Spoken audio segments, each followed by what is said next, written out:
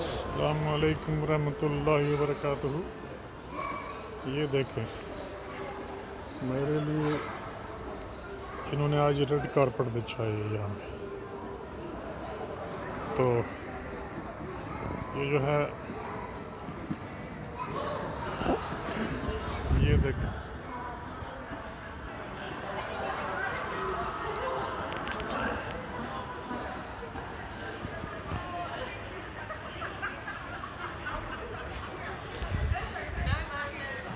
یہ Excel London میں نے کہا چلو واک کر لیں۔ سو یہاں دیکھا آج کی ریڈ کارپٹ بچھائی ہے۔ میں نے کہا یہ بھی اچھا شگون ہے، لیکن ان کے لیے تو اچھا ہے،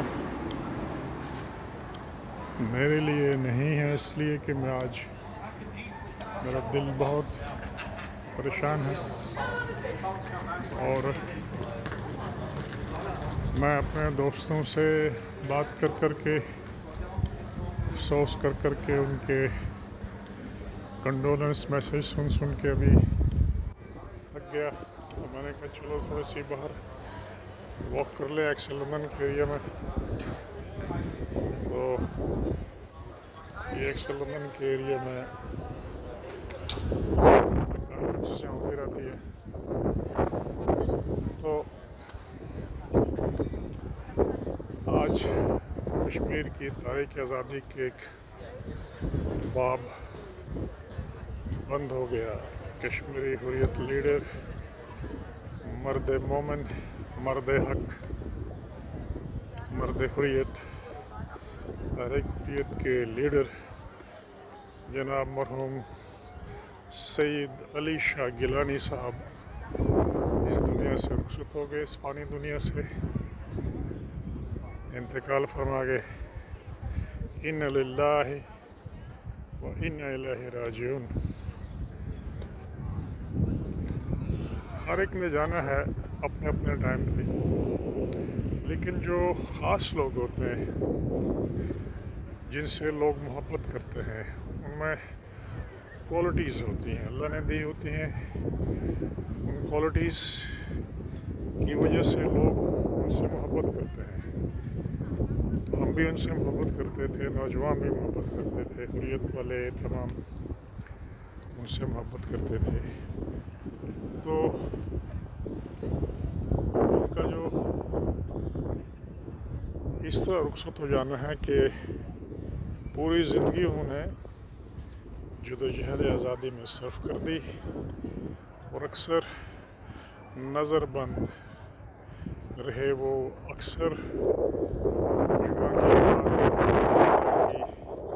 پابندیوں پہ پابندیاں۔ اس کے بعد پھر جب ان کے گھر کے افراد کو، بیٹے کو، ڈاکٹر نعیم کو، ان کے داماد کو بھی تنگ کرنا شروع کیا کہ شاید اس طرح وہ گیلانی صاحب اپنے موقف سے ہٹ جائیں اور دباؤ میں آ کر وہ قبول کر لیں ان کی جو آفرز ہیں۔ لیکن وہ سچے مومن انسان تھے، ان کا اپنے اللہ کے ساتھ ایک وعدہ تھا کہ وہ قوم کو دھوکہ نہیں دیں گے، اور ان کا جو علامہ اقبال سے ان کو کافی عقیدت تھی، ان کے اشعار پڑھا کرتے تھے، پوستر شجر سے امید بہار رکھ۔ تو وہ ساتھ میں بھی فرماتے تھے، نا امید نہ ہو، نا امیدی زوال علم و عرفہ ہے، امید مرد مومن ہے خدا کے رازدانوں میں۔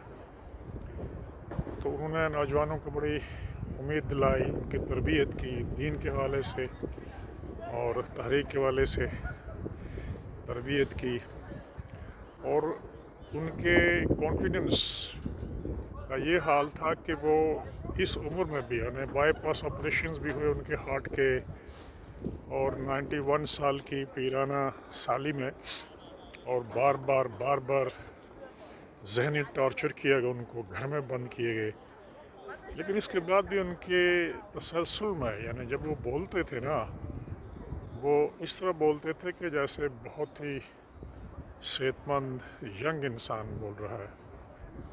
کبھی بھی ان کے الفاظ میں اتار چڑھاؤ نہیں آیا, لفظ کبھی بھولے نہیں جو ان کو بولنا چاہیے ہوتا تھا. تو اس طرح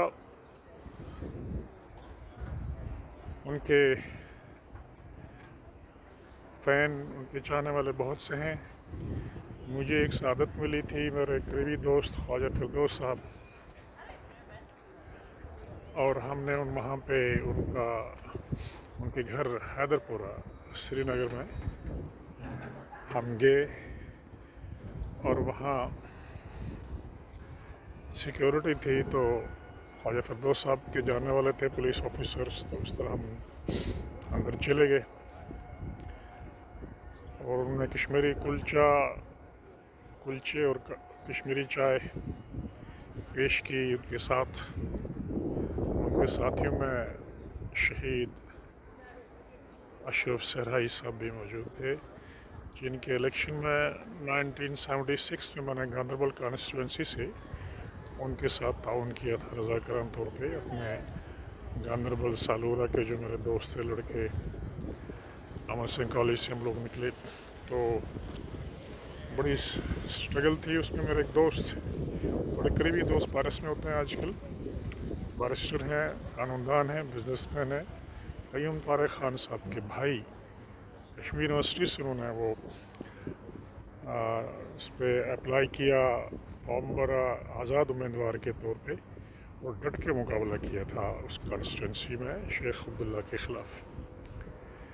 بہرحال وہ ایک زمانہ تھا. تو اشرف صحرائی صاحب نے گیلانی صاحب کو یاد دلایا, اور گیلانی صاحب چونکہ انہوں نے سنا کہ میرے بڑے بھائی انتقال کر چکے ہیں, تو انہوں نے کہا اپنے وہاں سیکٹری سے کہ کیا ہماری تنظیم کی طرف سے کوئی ان کے ہاں افسوس کے لیے گیا ہے.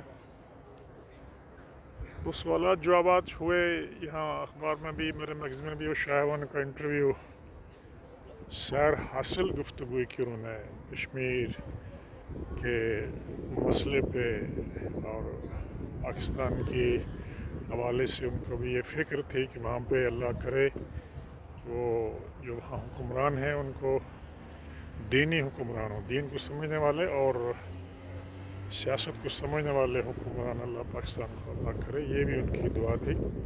پوری امت کے لیے انہوں نے دعا کی, اور نوجوانوں کے لیے خاص کر ان کا پیغام تھا کہ آپ ہمارے مستقبل ہیں, اور اگر آپ کو دینی تربیت آپ کی مکمل ہو تو آپ مستقبل کے حکمران لیڈر ہوں گے.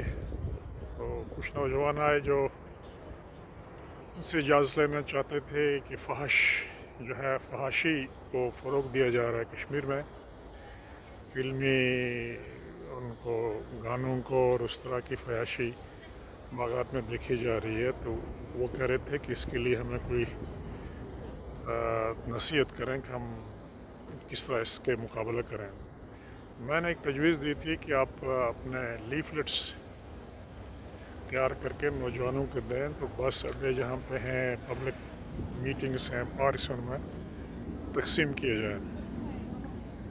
تو گیلانی صاحب کا کہنا تھا بہت اچھی تجویز ہے, لیکن آپ کو معلوم ہے کہ یہاں پہ سیکولر آرگنائزیشنز کو زیادہ وہ ملتا ہے باہر سے بھی, یہاں سے بھی فنڈنگ ہے. تمہارے پاس جو مخصوص فنڈنگ ہوگی ہم کوشش کریں گے اس پہ کام کرنے کے لیے.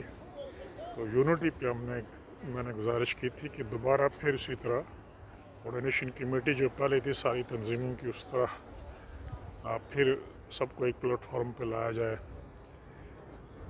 تو ان کا جو اخلاق, ان کے یعنی الفاظ میں جو چاشنی اور جو کشش اور پیار اور محبت اس طرح تھی کہ منجے ہوئے کوئی بڑے عالم اور سیاستدان بھی کبھی کبھی بھٹک جاتے ہیں, بھول جاتے ہیں, لیکن ان میں جیسے اللہ تعالیٰ نے نا ایک پورے سسٹم میں ایک ریکارڈنگ کر کے رکھی ہوئی تھی کہ ذرا بھی اب شخصیت لرزے نہیں, بھولے نہیں, اور اپنے موقف پہ ڈٹے رہے. تو اس طرح یہ ہے کہ مجھے آج سن کے پوری رات میں پھر سو نہیں سکا. آج بھی دوستوں کے فون آتے رہے. ہمارے سمیع اللہ ملک صاحب ہیں, گیلانی صاحب کے ساتھ ان کا بڑا پیار تھا. ان کے بیٹے یہاں پہ وفات ہوئے تھے, وہاں میں میری موجودگی میں انہوں نے گیلانی صاحب نے ان کے لیے فاتحہ پڑھی تھی, اسلام بھی بھیجا تھا. بڑے اچھے کالم نویس ہیں سمیع اللہ ملک صاحب, اور بھی باقی دوست ہیں یہاں پہ. تو ان سے عقیدت یہاں لندن پارلیمنٹ کے سامنے بارسٹر مجید رمبو صاحب نے اور پروفیسر نذیر شاہ صاحب نے ایک اہتمام کیا تھا. روڈ سائڈ ان کے شوز ہوتے تھے کشمیر کے حوالے سے جلسہ. تو اس میں نے تقریر کے بعد, مجھے بھی دعوت تھی, میں نے تقریر کرنے کے بعد پھر انہوں نے ملایا گیلانی صاحب کے ساتھ, کانٹیکٹ کیا فون سب سے بات کر کے. تو جب میرے سے بات ہوئی مجھے کہنے لگے پروفیسر صاحب آپ دوبارہ کب آ رہے ہیں کشمیر؟ میں نے کہا گیلانی صاحب آپ دعا کریں گے تو میں انشاءاللہ حاضر ہو جاؤں گا. میری خوش قسمتی ہوگی کہ آپ کے ساتھ دوبارہ ملاقات کرنے کی. لیکن وہ پھر آخری ہماری ٹیلی فونک ملاقات تھی. تو اس طرح ہمارے سارے جتنے بھی دوست ہیں ورسز کے یہاں پہ نذیر گیلانی صاحب ہیں, باقی جتنے دوست چار ہیں, ہمارے دوسرے بھائی ہیں آزاد کشمیر سے ہیں, پروفیسر ظفر خان صاحب ہیں, لطیف خان صاحب ہیں, اور جتنے بھی دوست یہاں پہ کام کر رہے ہیں اپنی اپنی جگہ پہ. لیکن چاہے وہ جس سے بھی مکتب فکر سے ہوں یا اپنے ان کا تنظیمی جو کانسٹیٹیوشن ہے اس کے حوالے سے ان کے نظریات نہ ملتے بھی ہوں, لیکن سب کے دلوں میں مرحوم گیلانی صاحب کا بہت ہی احترام ہے, اور کبھی بھی انہوں نے نازیبا الفاظ ان کے لیے استعمال نہیں کیے. تو اللہ کرے ان کی شہادت قبول ہو, ان کی جتنی بھی عبادات اور جدوجہد ہے وہ اللہ قبول کرے, تو ہمیں آزادی نصیب فرمائے اور بیماریاں دور ہو, امن پیدا ہو دنیا میں. تو یہ ہماری دعا ہے. تو میں اس طرح پھر آج اس طرف نکل آیا کہ ذرا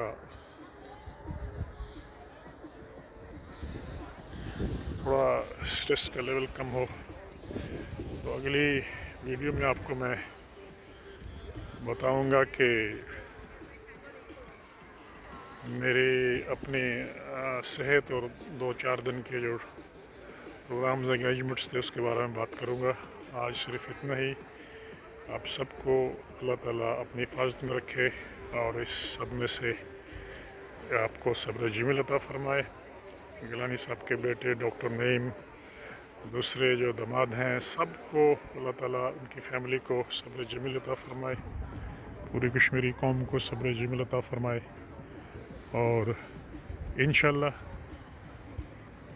یہ دن بھی نہیں رہیں گے, سورج آزادی کا ضرور طلوع ہوگا. یہ ہمارا یقین ہے کہ اللہ فرماتا ہے کہ انسان کی جائز جدوجہد میں اللہ مدد فرماتے ہیں, وہ مدد فرماتے ہیں. میرے نانا جان کا فرماتے تھے فکر نہ کریں, آپ کی جائز جدوجہد ہے اس میں اللہ کی مدد شامل ہوگی, لیکن اس کے لیے اپنے اعمال درست کرنے ہیں, پوری طرح مومن بننا ہے. جھوٹ بولنا, کسی کو تنگ کرنا, رشوت کھانا, شرک کرنا, یہ سب چیزیں جو ہے یہ بندہ اسے توبہ کر لے دل سے ایک بار ہی, اور اللہ کا ذکر جو ہے وہ کثرت سے کریں. اللہ کو حاضر ناظر جانیں, وہ دیکھ رہا ہے, وہ سن رہا ہے. تو چھوٹی موٹی چیزوں کے لیے اپنے آخرت کا سودا نہ کریں. تو انشاءاللہ اللہ کامیاب کرے گا, اللہ مدد کرے گا. ہماری طرف سے فی امان اللہ. سب کو السلام علیکم ورحمۃ اللہ وبرکاتہ. دعا میں یاد رکھیں اس چیز کو. اللہ آپ کی حفاظت فرمائے. اللہ ہم سب کا حامی و ناصر ہو. السلام علیکم ورحمۃ اللہ وبرکاتہ.